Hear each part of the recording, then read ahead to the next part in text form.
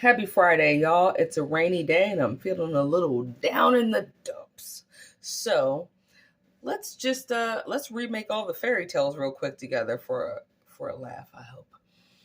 I was thinking the narcissist sabotages all of their fairy tales.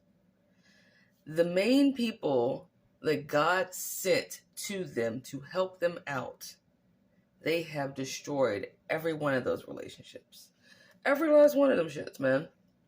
So I'm going to explain this to you um, via, let's use fairy tale princesses, okay? It's okay if you're a woman listening to this. Of course, you don't want a fairy tale prince. Just flip the roles as they need be, okay? But it should still help you out. To me, the narcissist is much like the prince. Let's take Sleeping Beauty. Let's take Sleeping Beauty, for example. The narcissist is the prince, and he slays the dragon, and he climbs up all those stairs of the castle, all the castle stairs, and he gets to that room and he opens the curtains and he's like, and he sees Sleeping Beauty. She's the most beautiful thing he's ever seen. And he slowly walks over to her and he leans down to kiss her ever so gently. And right before he lets his lips touch her lips to break the spell, he plunges a knife into the middle of her chest. Why? Because fuck her, that's why. And he kills that bitch. Tosses her out the castle window. That is a narcissist for you. Why? Well, because they self-sabotage, right?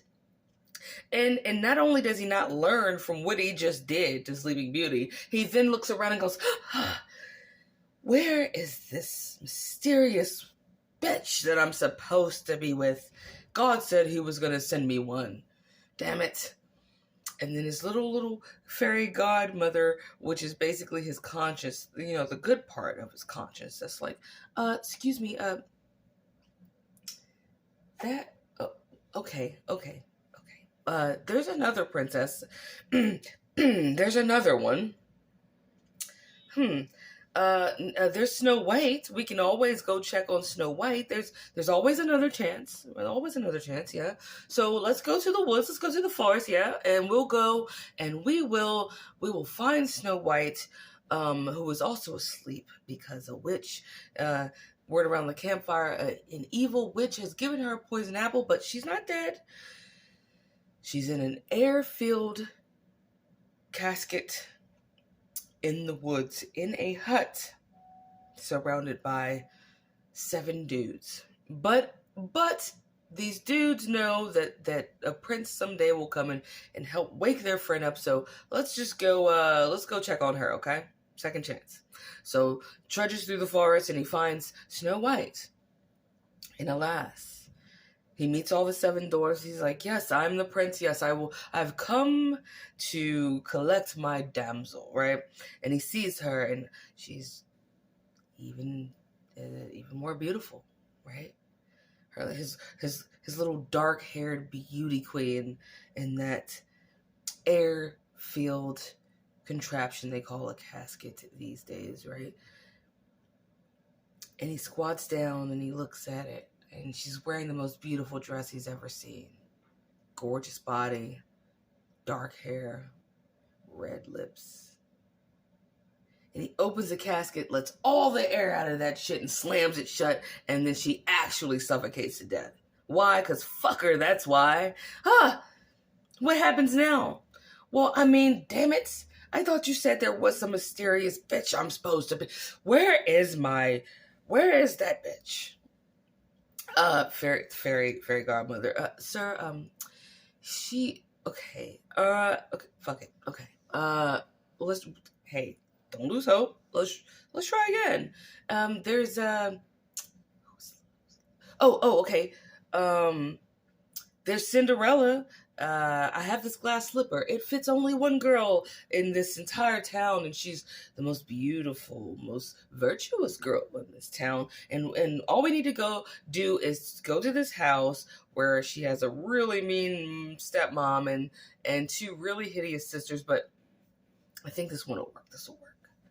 And what he does, he pulls up on his horse and buggy and carriage, and he knocks on the door. He opens it. Everyone's like, "Oh, look at this guy!" They're shaking it in his face, right? And he's like, "Where's Cinderella?" She comes down, and the birds are chirping. Mice that mysteriously aren't gross in this cartoon are have shrouded her in a beautiful handmade dress. Glitters pouring out of the ceiling, and there's a rainbow behind her, and the sun shining bright as shit, and birds chirping their asses off. And he holds up the glass slipper, and he touches it to her feet, and he lets her put one foot in, and it's a perfect match. And they lock eyes, and it's the most beautiful connection he's ever had. And he snatches it off her foot, pushes that bitch down the stairs. She dies, and he puts that slipper forcibly on the tippy toe of her big ass foot of her stepsister, who he doesn't even like. Yeah. Gets mad, smashes the slipper, and leaves, and goes, I'm really starting to get tired, fairy godmother, i.e. God, because you said you were going to send me somebody. I've been praying for somebody. Where's this perfect woman that you said that I have? I'm starting to get real fed up. Well, fairy godmother goes, okay. Hear me out. There is, there is one more that I think. No, there's one that's quieter and chiller, and she's not your usual type, but she's intelligent. She reads a lot of books. Let's go visit Belle. Belle, yeah, let's go to Belle. She lives in this little town, kind of not too far away from here. But in order to meet her, you're kind of gonna have to play the role of a beast. So I'll just transform you into one. But the minute that you get her to fall in love with you, child, I'm gonna make sure that you go back to looking your sexy fine self, and you can live happily ever after. He's like, okay, go ahead and change me to a beast. So she's like, phew. And he's like, oh. Now he's a dog dude, right? So as his dog duty's in the castle, and here comes Belle, right? And they go through the motions. She's the most beautiful little brunette he's ever seen. Tight little body, cute yellow dress, right? And all the talking appliances in his house love her, right? And they do their little waltz and dance, and they're waltzing. And as they waltzing, he does the little twirl, like twirl around for me, Belle, and her dress is like. And then he eats the fuck out of her, and not in the sexy way. He's like, blood, Belle chunks splattered against the castle walls. And he's like, fuck, I'm hungry. Where's that bitch you said? You said who? Who was coming? Where is she at? Where's she? Who this girl? Sir, that was... Okay, never mind. All right, last one.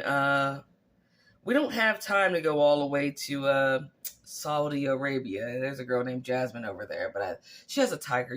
I don't think you're gonna last that connection. So let's put on some scuba gear. Let's check out. Let's go underwater. Let's check out Ariel real quick. Okay, and we're gonna go under the sea now. Now just heads up. She's a mermaid, but when she sees you, she's gonna love you. And she won't be able to talk for a while because an exchange with the sea witch is going to kind of, we'll finagle that later.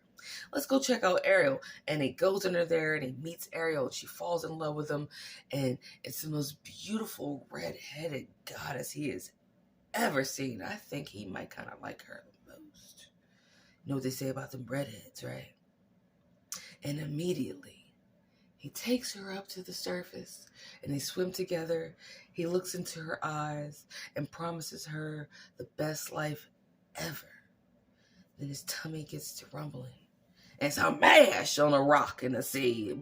Bitch, he drags her ass onto dry land and chops that bitch up immediately, rolls her ass up with a little bit of rice and a little bit of that seaweed, and makes himself the best, dankest sushi platter he ever the fuck had. Damn, that shit was good. Who that bitch is? What you say you had it? You said, what girl was it that I'm supposed to go meet? Yeah, that's the Narcissist, yo. Alright? That is Disney in a nutshell. narc style. Okay? The only reason he didn't hit Jasmine up is because the bitch had a tiger. He might not have made it there. But that is how they ruin their own fairy tales. They were sent. They prayed for you. We're looking for you. God sent you there. And they took one look at you, bit your throat out, swallowed it up, and was like, where is this person? I'm waiting for God. Why does God hate me? No, God doesn't hate you, bitch. You hate you. And you ruin every single love interest that was genuine that he ever sent you. And that last one that you destroyed, that was the main one that he had for you. That was that one. And you killed it because you're greedy. So I'm not sending anybody else to rescue you or to help you out or to love you. I'm not even going to help you love me because you don't love anybody.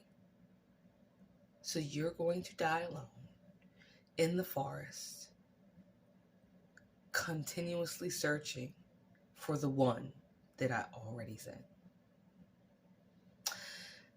I hope you enjoyed my version of these Disney stories, my loves, and happy Friday. Fuck.